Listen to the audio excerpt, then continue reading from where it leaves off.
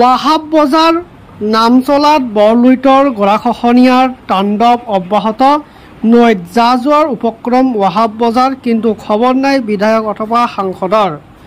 বছৰ বছৰ ধৰি ফকীৰগঞ্জৰ বিভিন্ন অঞ্চলত ব্ৰহ্মপুত্ৰ নদীৰ গৰাখহনীয়াৰ তাণ্ডৱ চলাই আছে বিগত বৰ্ষত হাজাৰ হাজাৰ বিঘা কৃষিভূমি নৈৰ বুকুত বিলীন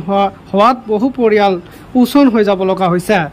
ইতিমধ্যে প্ৰায় ২০ৰো অধিক গাঁও শিক্ষা প্ৰতিষ্ঠান নৈৰ বুকুত যা গৈছে বৰ্তমান গৰাখহনীয়াই কাল ৰূপ ধাৰণ কৰাত বহু পৰিয়ালৰ বাসগৃহত নিজে ভাঙি অন্য ঠাইলৈ স্থানান্তৰ কৰিব লগা হৈছে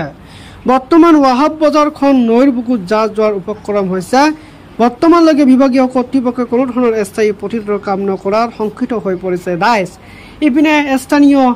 বিধায়ক ৱাজেদ আলী চৌধুৰী আৰু সাংসদ ৰকিবুল হুছেইনৰ খবৰ নলোৱা কেন্দ্ৰ কৰি ৰাইজৰ মাজত প্ৰতিক্ৰিয়া সৃষ্টি হৈছে আজি আমাৰ ৱাহাব বজাৰৰ মানে পিছত অলপ আছে আৰু বাকীখিনি ওলাই গৈছে বাকীখিনি ভাঙি লৈ গৈছে এতিয়া আৰু মানে যিদৰে ভাঙি আছে আৰ দুদিনমান ভাঙিলে আমাৰ ৱাহাব বজাৰখন মানে নদীৰ বুকুত বিলীন হয়ে যাব তো প্ৰতিদিনে কিমানটাকৈ ঘৰ বাড়ি ঘোৰাঘৰে যা যায় প্ৰতিদিনে ইয়াৰ পৰা মোটামুটি 20খন 30খন ঘৰ বাড়ি ইয়াৰ পৰা মানে লৈ গৈ আছে ভাঙি তো এতিয়া যিমানখিনি আছে তো আর দুদিনমান গ'লে মানে ৱাহাব বজাৰখিনি ধৰিব ইয়াত প্ৰায় 80-90টা ঘৰ আছিল তো 2-1 ঘৰ আছে আৰু আমি জনপ্ৰতিনিধি অৰ্থাৎ আৰু চৰকাৰক বা গৰাখহনীয়া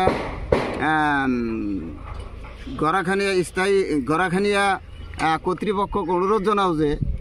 অনতি পলমে সিহঁতে যেন আহি আমাৰ ভাঙনখিনি দেখি আমাক নদীৰ কিবা এটা বিধি ব্যৱস্থা কৰি দিব লাগে নহলে এই মানুহবিলাক আৰু